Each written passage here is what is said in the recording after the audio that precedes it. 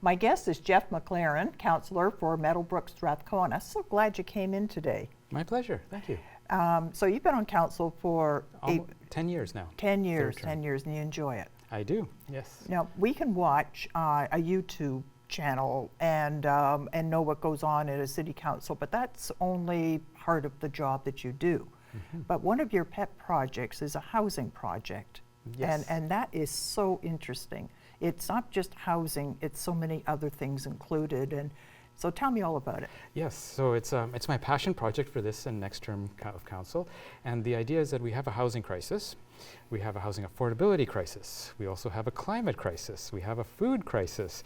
And we have a crisis of loneliness and isolation. So the project is meant to bring all of these together, fight all of these in one project. So the project is a vertical farm integrated into an apartment building, and because it's a co-op, people will be donating part of their time as a condition of living there to helping work on the farm. The farm will then produce up to, or maybe even several times more, but 3 times more food than the people there will need. So we will be feeding the people there and around the neighborhood community. Holy cow, that is amazing. So, but how do you put a farm in the middle of a city? So it's a vertical farm. Okay. It's basically, we brought it indoors, put it into shelves, drawers kind of stuff, and it's designed to be able to produce at least 1,500 meals per day, every day of the year. And it's isolated from the outside so that it's independent of the weather. Yeah, I was going to say, like you get into December, January, and there's no sunshine. How does that work? It's all indoors, and there will be artificial lights that that feed it. But we're going to be using rainwater to water the plants. Is it like the hydroponic? That's one example of a vertical farm, but we've chosen to do indoor gardening. So hydroponics tend to have a lot more capital costs and are less labor intensive. Because we have a co-op and because we're going to have lots of labor, we wanted to go low tech. In fact, so labor costs will be low because it's volunteer time, but it's also going to be very hard to break and very easy to use. We're using principles like siphons, water clocks, and osmosis to water the plants consistently as they need it without any power or electronics or moving parts. I can't get my head around this. Wow, that is amazing. Is this something that can be duplicated in someone's home? On a much smaller scale, yes, I believe so. Part of the industrial size of this, though, is that we're going to be integrating the heating system of the building and the air conditioning system of the building and the vertical farm. So we produce carbon dioxide. We're going to be taking that human-produced carbon dioxide out of the residential areas and running it through the plants. They'll have an enriched carbon dioxide atmosphere, which will make them grow better. They will oxygenate the air, and in the wintertime, and they'll also heat, because the lights tend to heat the plants and the air. The hot air will then, instead of being flushed outside, will be sent back into the residential areas, having been oxygenated, creating a closed loop, at least in the wintertime. In the summertime, it'll be excess heat, but in the wintertime, it'll be a complete closed loop, therefore reducing our carbon footprint, actually reducing, not only reducing, but actually sequestering carbon that we're producing, and essentially making the utility costs almost zero for us. Oh my goodness, that I don't even know where to begin. That's amazing. And so these will be apartments, like rental apartments? Yes, everything from studio, 1, 2, and 3 bedroom units. So we do want to have families there, and that's why we need the 3 bedrooms as well. Well, that's kind of healthy too, is to have that mix. So you've got some older folks, and you've got students, and you've got some young families, and just everything in between. It's That's exactly the plan. And that's good too. Wow. So, and this would be organic. Yes, that's the other beauty of it. We do not plan to be using any artificial sprays or anything like that. Because you wouldn't need to, because where's anything going to come from? It's all enclosed. You don't get bugs and funguses. Oh my goodness, right. Wow, that is. So how many units were you saying? 248 units. 248, wow. So that's a lot of people to coordinate.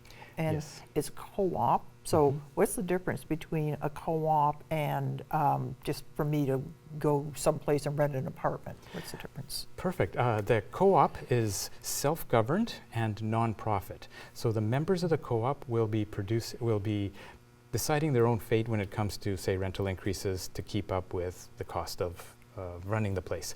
But because it's a co-op and we're not looking for a profit, it will be lower than market. Then we add the food costs, and the disposable income of the residents will increase because they have less food to buy at the grocery store. Oh, right, of course, yeah. And there's more to it than that. Oh, there's more. Well, wait, there's more. The building itself, we found a company in the Greater Toronto area that produces next generation solar panels that can look like wood or stone or even transparent glass. So the pictures that you've seen, the building is fully covered in photovoltaic panels, so it will be generating nearly, we're not 100% sure exactly how much, but nearly all the energy that it needs. So it will be a zero energy use building that reduces the amount of carbon in the atmosphere. It's a sequesterer of carbon. And that's just the vertical farm, but we're going to have space we're hoping for little forests or edible trees on the rooftop, as well as community gardens and a greenhouse. It sounds like sort of living in the middle of a garden, in the middle of all year round. Yes. And this time of year when it's dull and it's gray and it's, you just, I want to see something green. Yes. What it would do for your mood and everything. That is actually part of the design concept. So it's based on this concept called the biophilic hypothesis, that we as a species grew up or evolved in a particular part of nature, and there are these natural cues that help us feel better, feel at peace, feel at home, such as round surfaces, which is why we have the curves on the building, fractal patterns like you see on trees and leaves, and earth tones. So all of these things are being incorporated into the building so that we feel psychologically in a more pleasing place. Right. So it works on so many levels. So I could see 248 units. And there is a housing issue in Kingston, well, everywhere. Mm-hmm. How are you going to choose who gets these apartments? Well, that's still a little bit of ways away. We hope to be building and ready in 2028 to move in. Before then, the co-op is allowed to make certain criteria that are necessary to come in. So we're looking for community-minded people who are willing to contribute to the co-op. That's one of the conditions of being in a co-op. You have to donate a certain amount of time every week. And we expect it's going to be maybe around 4 hours a week per household. If you're willing to do that, and work with us on our vision and our goals and building this building, you're more than welcome to come in and join us. So if someone says, I don't really have a green thumb, that's not really for me, there's probably other jobs. Yes, there will be other jobs. Yeah. But the primary one will be in the farm. Now, is that 4 hours per unit or per person? Per unit, per household, and per unit, That's not bad. That's not bad. If you've got a teenager. Send them off and get them to work. Yeah, right. I think the best indicator of somebody who's willing to pitch in and do volunteer work is, have they done it before? Because sometimes I've done volunteer gigs since I was 12 years old, so I've always done something. Mm-hmm. And so certain types of people, they will pitch in and do it, and others, not so much. It's just the way it is. But now, it sounds wonderful, but it also sounds very expensive just to get it open. Yes. So the initial costs to get it built would be about $115 million. Wow. However, the biggest piece has come through.